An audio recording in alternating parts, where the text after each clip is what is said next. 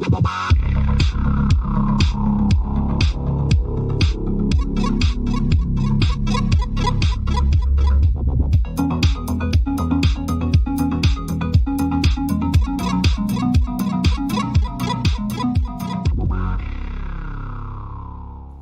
evening, and welcome to the Unlucky Frog Gaming Podcast.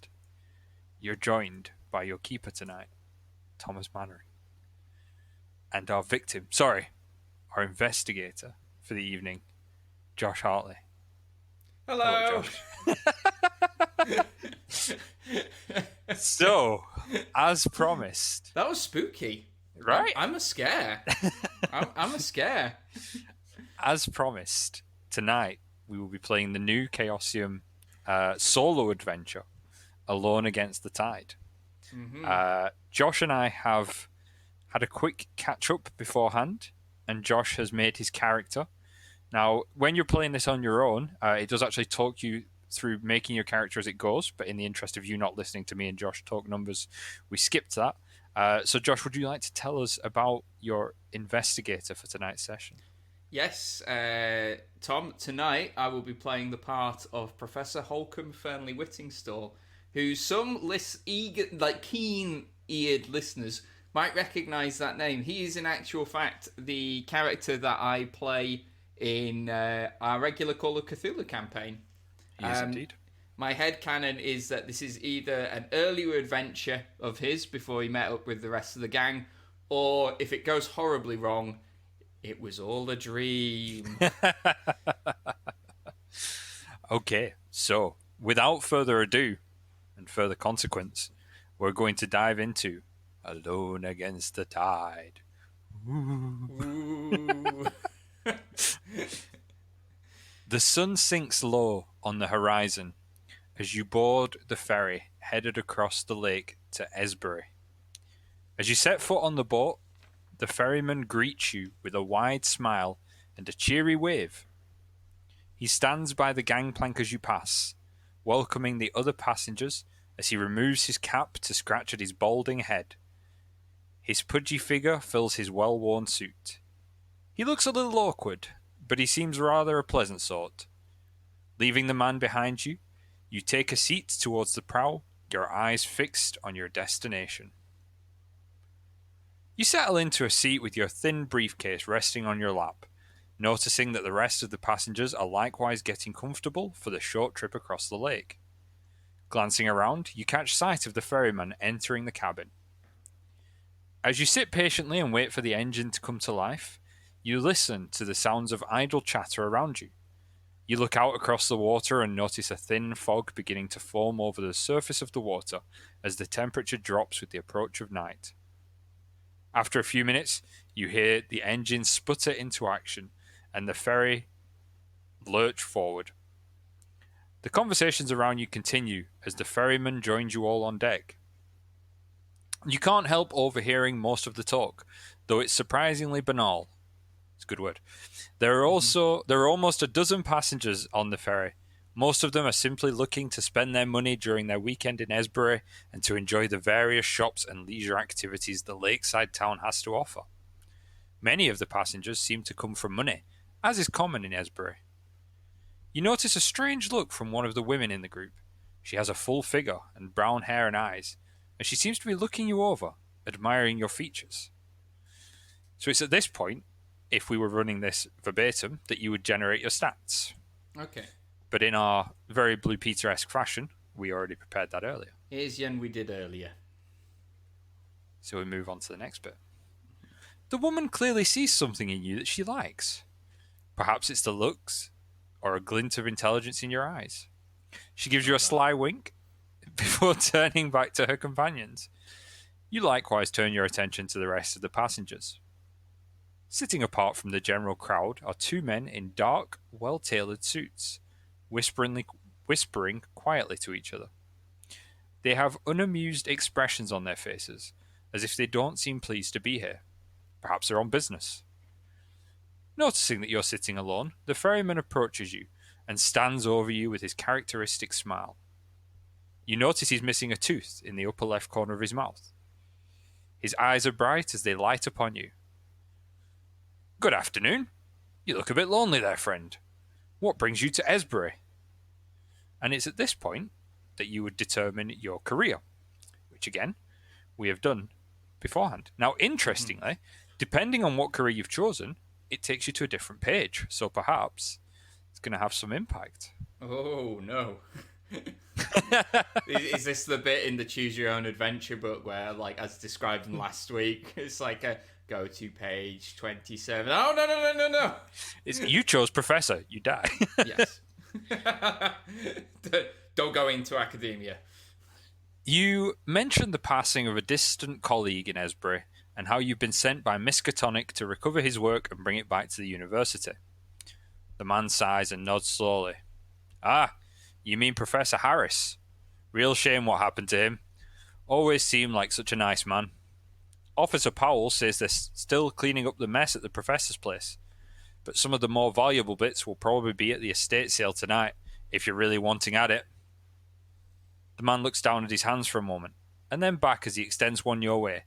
Anyway, I'm Lance Sanford.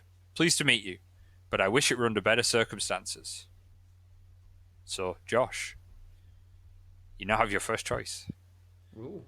Do you wish to inquire about Professor Harris? Inquire about Officer Powell? Ask Lance Sanford about himself? Ask about the estate sale? Or pass the time waiting to arrive in Esbury? Oh, wow, it's like an old school video game.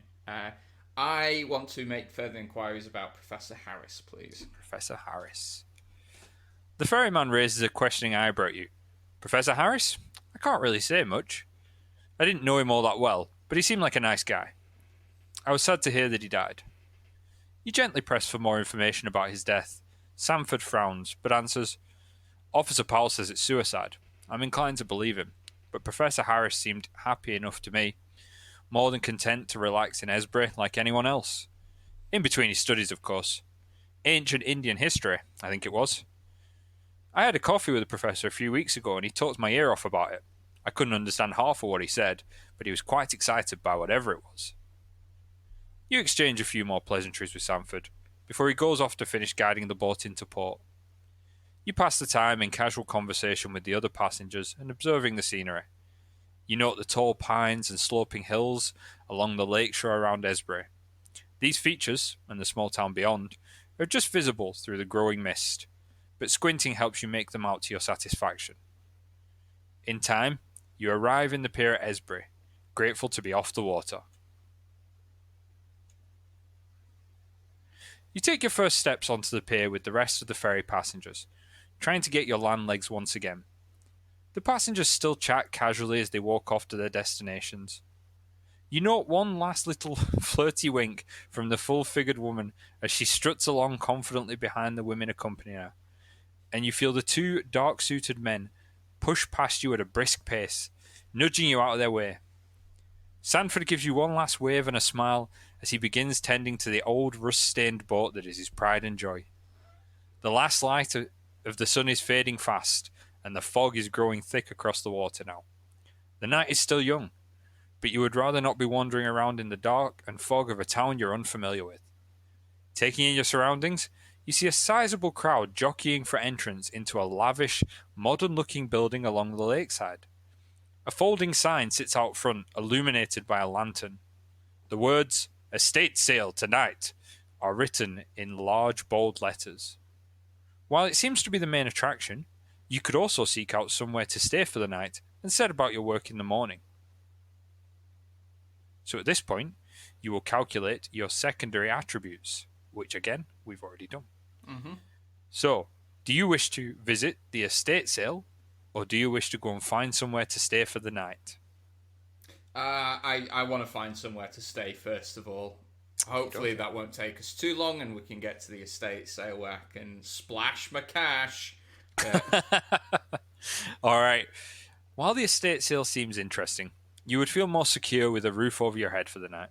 Mm-hmm. You pull someone out of the crowd and inquire as to where you can find a room to rent.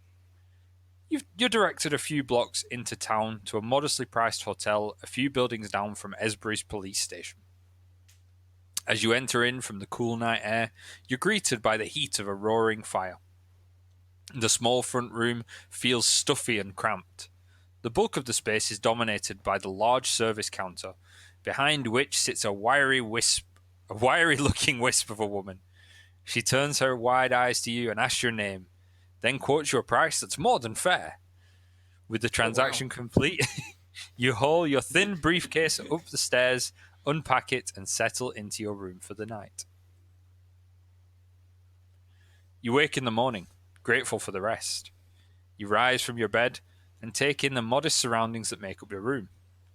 The furnishings are sparse, a poor quality dresser, and a cramped and dusty writing desk tucked in the corner. Sitting atop the desk is a plate of eggs and toast, apparently left for you by the hotel's owner. The walls are plain and unadorned, save for a single window that faces towards the lake. However, this view is currently blocked by the incredibly thick fog, which has taken on a pale greenish hue. Your vision is obscured entirely, and you cannot see into the depths of that outlandish green mist.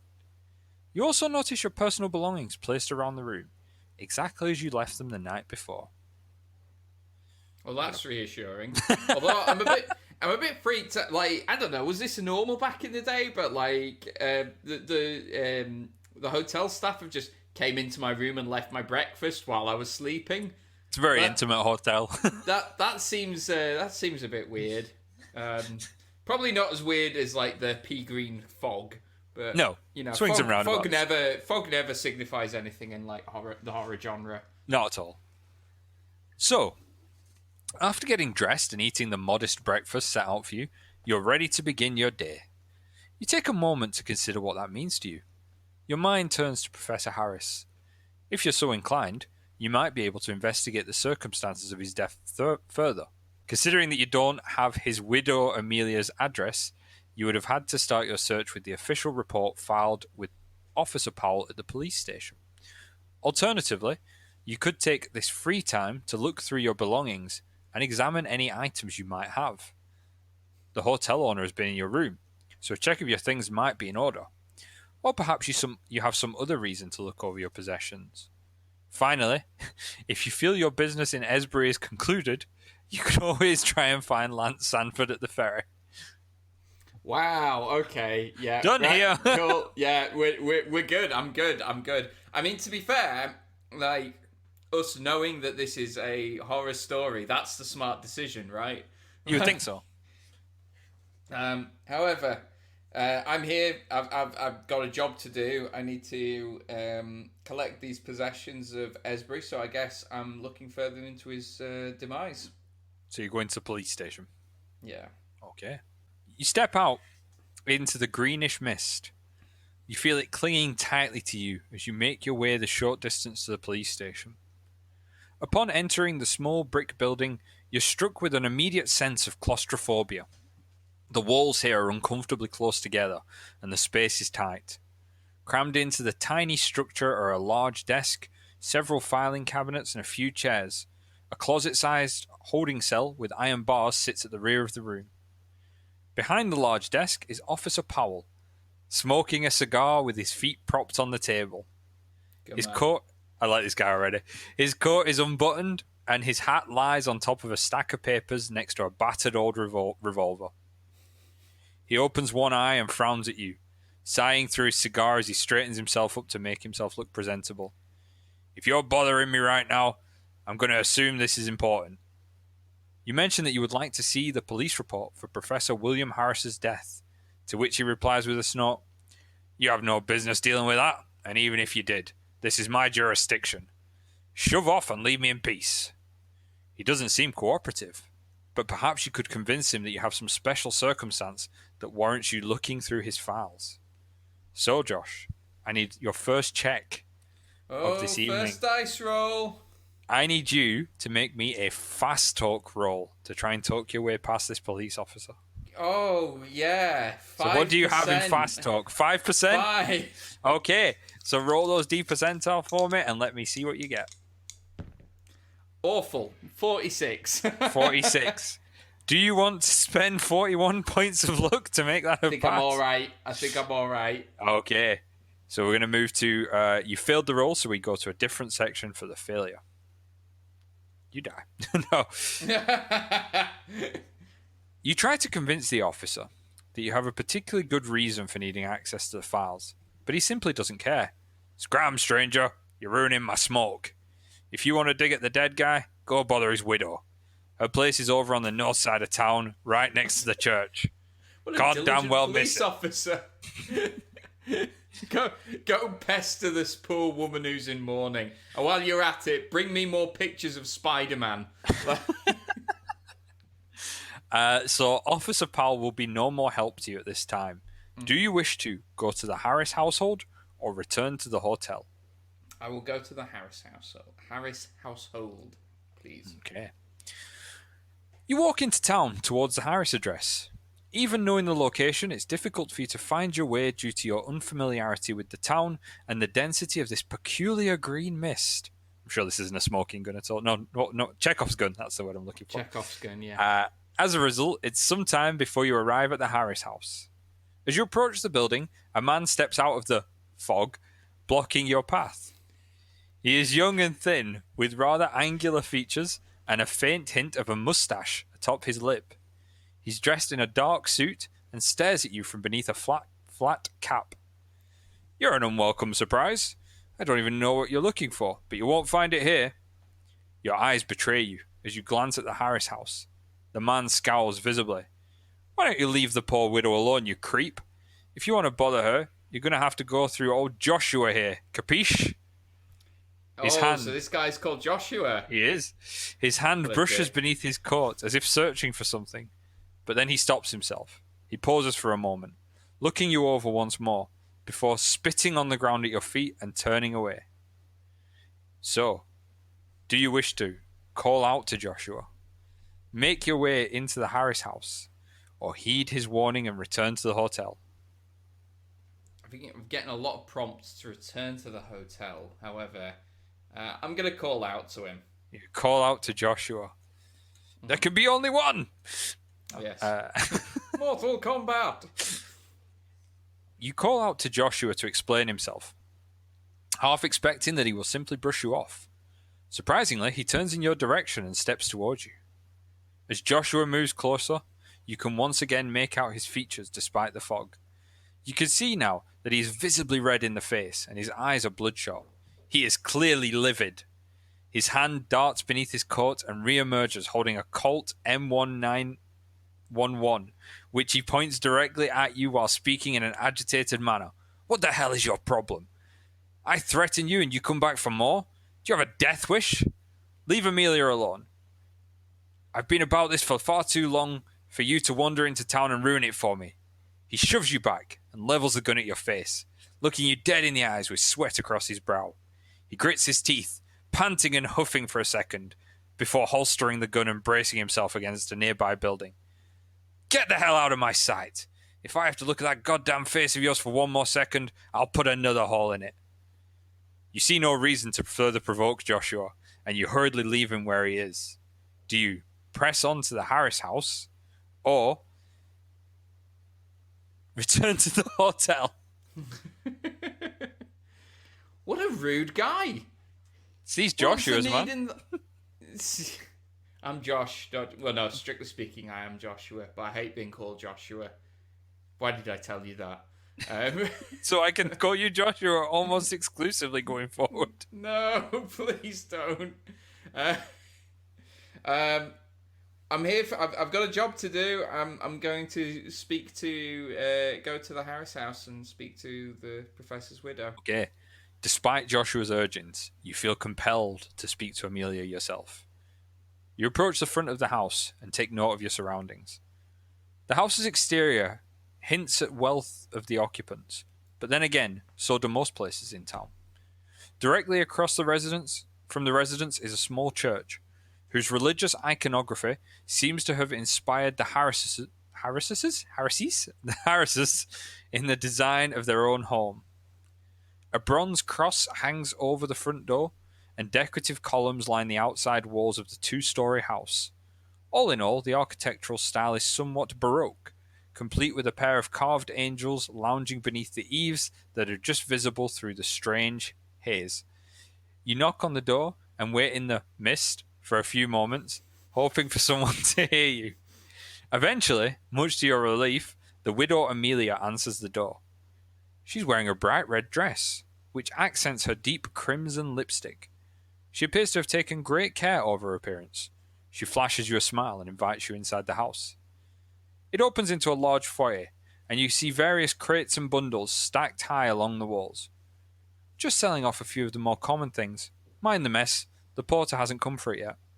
She takes you by the hand to lead you past the stacks of items, helping you to pick your way through the deceased Professor Harris's assembled possessions. She takes you into a small drawing room full of antique furniture and offers you some coffee. After settling in and exchanging a few well-mannered pleasantries, you ask in more detail about the late Professor Harris. Amelia sighs theatrically and looks down at her hands. I can't imagine what you want to ask about William. I found him in his study with the gun still in his mouth. What more could you want to know? Can you make for me, Josh, a psychology roll? Oh, I did put extra points into this one. I'm still going to fail it. What did you roll? A 70. Against what? Against 50. Oh, buddy. Sure you don't want to spend those 20 luck points to pass? I've got 70 luck points. That's a lot of luck points. Listeners, I rolled really lucky on luck. You did. You got lucky on luck. I'm going to do it. You're going to do it. You'll spend 20 luck points to pass this psychology. Don't make it sound like that's a stupid thing to do. I want to know. I want to know. Okay. You don't know why you hadn't realised it before. Selling all of his things, adopting such a flirty demeanour, dismissing questions about her husband's death. Amelia doesn't seem too broken up about her husband's passing. She's hiding something. I don't know why I needed to pass a psychology roll to ascertain that. She's hiding something. You'd bet your career on it. You suspect she's involved in Professor Harris's death in some form or another. You open your mouth, prepared to call her bluff, and press her for more information. But you are interrupted by a loud knock at the door. Oh, yeah. Amelia jumps up, startled, and stands there for a moment in confusion as the pounding on the door resumes. Police! I just want to point out, it doesn't sound that loud on the microphone. Shush, Josh! Don't ruin this for me. Police! Open the door! Amelia's face drains white as she goes to answer the knock. Your gut tells you something is wrong here. You feel uneasy about the officer at the door. What are you laughing at? Your gut tells you something's not right here. Damn right nothing's right here. There's a dead guy and the police are pounding on the door. You feel uneasy about the officer at the door. You tell yourself you're being irrational and on edge. But you have had some trouble fighting that feeling. You have a few precious moments to react. Do you ignore your instincts and wait? Or take this chance to hide and make a stealth roll? Oh. Do you know what? For the sake of comedy, we're going to attempt a stealth roll. You kind of get behind a curtain. Yeah. Put a lampshade on my head. Make a stealth roll. I've got to roll 40 for this. Okay. 11. 11, nice. That's a hard success on that. Yeah, it is. Okay. So if you succeed, go to this page. Okay. Because this is an old choose your own adventure style module, if you will, what's happening is each time Josh is making a decision, I'm having to go to the page number or the entry number in this case that refers to his decision for people listening who have never done one of these, and if you haven't, shame on you. So Damn right. Your hunches are never wrong. Whatever that officer is here for, you don't want any part in it. Glancing around, you weigh your options. You decide to creep towards Amelia and Officer Powell, positioning yourself behind a stack of items that are waiting for the porter.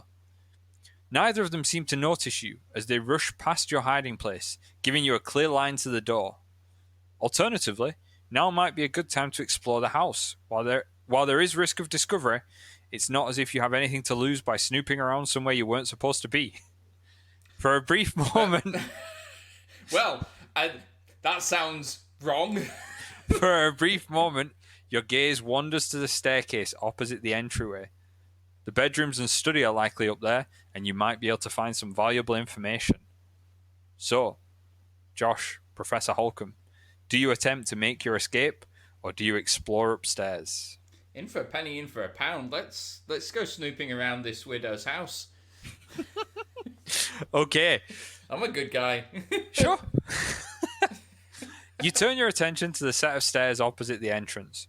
You ascend the staircase and see two doors, one to either side of you. The door to your left is slightly ajar, and no doubt leads to the bedroom. By a process of elimination, the door to your right must lead to the study. It seems to be locked and you don't have a key. With enough time, you might be able to get the door open, but it would probably be unwise to spend too long trying, since someone may come to investigate. So, do you enter the bedroom? Do you enter the study by attempting to make a locksmith check? Those are your options. Those are the two options. I thought there was a third option. Yeah, there is a third entry, but it's not an option. Well, my locksmith score is 1%, so I guess we're going into the boudoir. Yeah, we are. You push the door aside and enter the bedroom. The room is lavishly decorated and very feminine. Large, soft pillows sit. I just want to stop for a second, right? This is the second time you've done a choose your own adventure, and I'm pretty sure in the first time you ended up in like a lavish bedroom as well. It's just, it's remarkable how often I get into these situations. Nothing ever comes of it, though. So, large, soft pillows sit atop the bed, and a tangle of sheets and blankets lie strewn across the mattress. Judging by the state of the room, this space belonged more to Amelia than it did to Professor Harris, even before his death. The room is dominated by her personal effects. A makeup case sits on the dresser, with a hand mirror beside it.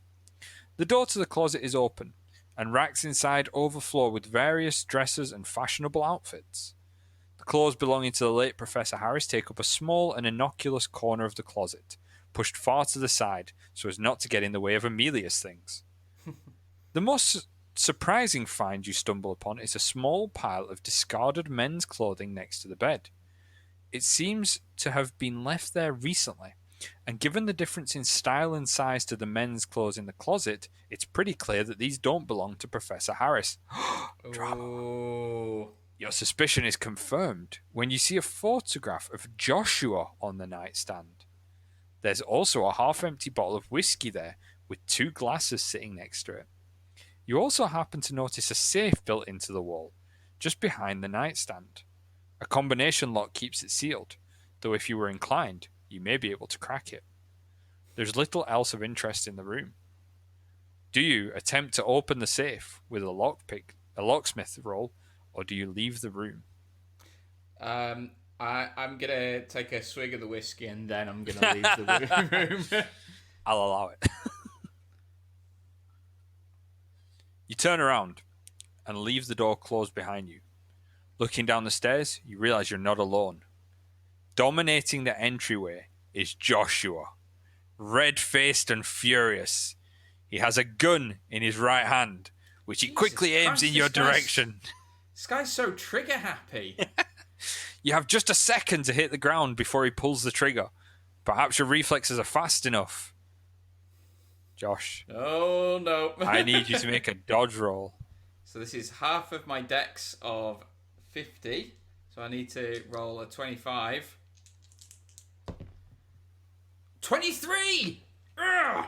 23 is a pass. Oh. The Matrix style. Like, lean back. Yeah. So you succeeded on the dodge roll. Okay. Lucky for you. You throw yourself to the floor with all haste, trying to get out of the line of fire. You hear the loud sound of a gunshot as the bullet embeds itself into the wall behind you. You hear a squeal as Amelia comes running after Joshua, begging him to stop shooting and put the gun away. He curses and shoves her aside, but he does holster his weapon. He rushes past her and up the stairs, just as you stumble to your feet. He comes at you, swinging his fist. It's not ideal, but at least with the gun put away, you have a fighting chance. I need you to make a fighting brawl roll. Okay. All right. Let's have a crack at this. Okay. My rank in that is 45.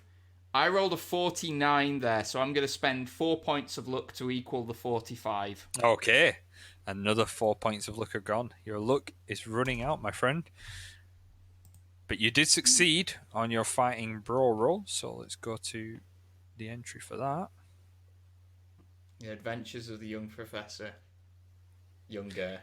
As Joshua towers over you, fist raised in rage, an idea crosses your mind. You pull both of your feet up and drive them into his chest. You kick him back with all your might, sending him tumbling down the stairs.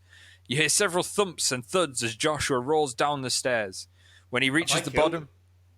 Have I killed this guy? When he reaches the bottom, he lays there, sprawled out and clearly injured.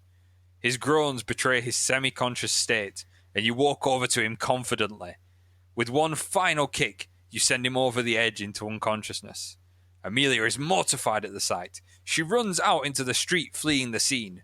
You quickly search Joshua's pockets and find his wallet, which includes his identification. With an address, a search of his other pocket reveals a house key. Several options are immediately apparent. You could continue searching this house, leave in pursuit of Amelia, or make your way to Joshua's home. Well... I mean, you've already robbed the guy. Well... It's escalated.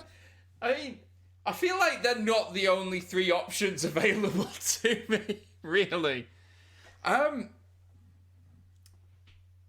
mean, there's a part of me that wants to keep trying to search this home, but I don't think I'm going to be able to find anything else. The study's locked, so unless presumably the keys on Joshua are for his own house. You certainly could presume that. It's a house key. I will... Right, okay, yeah. I'm going to go after Amelia. Go after Amelia. I just want to straighten things out. I was looking for the bathroom, and then that fella shows up and points a gun at me. Right? You chase after Amelia Harris. She's vanished into the mist, but you're determined to find her. But determination alone is not enough to track down a wayward widow. We all know that feeling. After wandering through the fog for what feels like hours, you're certain that you are lost. After trying to get your bearings for some time, you finally find yourself outside the hotel, frustrated that Amelia has managed to escape you. You pause outside the hotel doorway, listening for the sounds of footsteps. The streets are eerily still and nearly silent. You fancy you hear something and set off in the direction of the sounds. You wander the streets for what feels like hours. Your suspicions are seemingly confirmed as it gets harder and harder to see, the lack of visibility caused by the mists compounded by the fading light. Dusk falls hard and fast, and you're left roaming the streets in darkness. As you contemplate abandoning your task, you tense up and freeze as you hear a nauseating squelching sound suddenly begin behind you. Ew. A sense of terror washes over you as the unexpected sound breaks the silence. You're ruled by a sense of unease and are driven to run, though you don't know why. Yet you do not wish to find out. I need for you, Professor, to make me a dex roll. Just flat dexterity. Just flat dexterity. It's 50-50. 66. 66. I want to spend more luck because this seems like a very important one to get right. Okay, so you're spending 16 points of luck. So that's me down to 30. 30 luck already. Whoo! Okay. Your luck is definitely running out, sir. Yeah. But you do succeed at that dex roll. So let's see what happens. You quickly duck into the hotel, avoiding whoever or whatever else is out there. You pause for a few moments to gather your thoughts. Darkness has come, and your job is not yet done. With perseverance, you may yet finish your task. The most obvious choice is to resume the investigation. Another course of action is to simply cut your losses and leave. You could try to abandon Esbury on foot, and you must admit that the idea is tempting despite being wholly impractical. This place has not been good to you. Of course, you could always simply sleep on it, stay another night in the hotel, and hope to continue your work and move on in the morning. You aren't certain why, but you feel a vague sense of unease at the idea of spending a second night here. You try to push that thought from your mind as you come to a firm decision. So, Josh, Professor Holcomb, do you stay another night in the hotel? Do you attempt to leave in the dead of night? Or do you continue the investigation?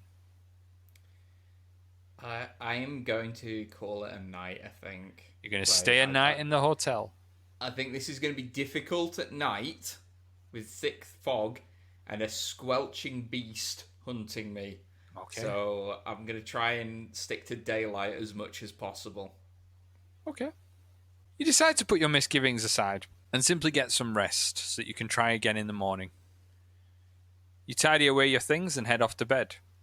You lock the door of your room, just to be safe. You toss and turn, gaining an hour or two of uneasy sleep. But in the middle of the night, you're awakened by the most terrible sounds. Somewhere in the fog-shrouded town, people are screaming, frightened, blood-curdling howls of abject terror.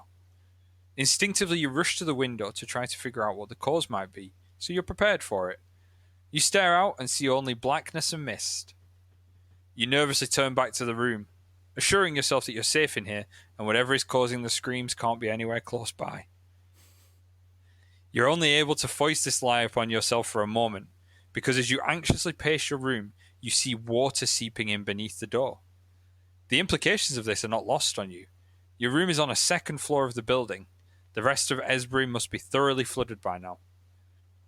With the first floor inundated and the water level in your room swiftly rising, you find yourself trapped. Your only method of egress is the window, which leads out into the flooded, dark and hazy streets. You don't much like the prospect of venturing out into the sunken town, but you have little choice. You turn again to the window and undo the latch with shaky hands. You're about to lift the window open when a green three-fingered webbed hand smacks against the pane. You jump back with a start, overcome by panic. This is nothing natural, of that you're sure. As you stare in horror, more of the unnatural form comes into view. A second hand trying to force the window open along with the first, and a face, a terrible, unearthly face, dominated by pouting, flabby lips and bulbous dead eyes. These eyes stare at you, taking you in as a mere fixture amongst the surroundings. You stare back at the creature as the water rises around your ankles. The thing pounds against the window, and you see cracks beginning to form. You freeze in terror, knowing it will be upon you soon enough. Surprisingly, the glass holds as the water fills the room. It does not give until the water reaches your chest.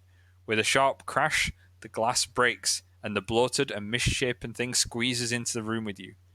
It is slow and lumbering, but try as you might, you cannot fight it. Although you manage to land a blow or two against its soft flesh, your horror overcomes your senses. It lays hands on you and shoves you down beneath the rising water, and holds you there until your breathing stops. You have drowned. Yay! Death by Innsmouth. So, as predicted, you died. Pretty swift end as well. I don't feel like I did anything particularly stupid during that. I think the decision to stay in the hotel was your foolish decision, because it said you had a sense of unease about it. Right. That to me was the module, the GM, whatever you want to call it, sort of going, don't make this choice. And you made this choice. Yeah, been a while since I've played any choose your own adventure games, so should have picked up on that. So, short and sweet, but quite enjoyable. How did you find it? It's cool. Like, it's very atmospheric. There's a part of me that wants to have another crack at some of this as well. Would you like to rewind, or would you like to have a go at it in your own time? I think I'm gonna pick this up separately and have a go at it in my own time. Okay. Plus, we're not spoiling too much of it for the dear listener either. That's true. So if you enjoyed that little tidbit that you got to listen to, the sort of half an hour of me and Josh, you can go now and pick up Alone Against the Tide for yourself or for someone else as a Christmas present, and let them enjoy the aquatic horrors within and kick a man down the stairs and nearly kill him. Yeah, delightful. Thanks for running that. That was cool. It was really good fun. We could maybe at a later date have a go at some of the other ones as well. I really want to have a crack at them. Yeah, they sound really interesting. Yeah, so, definitely. Cool. Anyway, do you want to sign us out, seeing as though you signed us in? Sure. So, that's all from us here at Unlucky Frog. Thank you for joining us. Sweet dreams. Woo!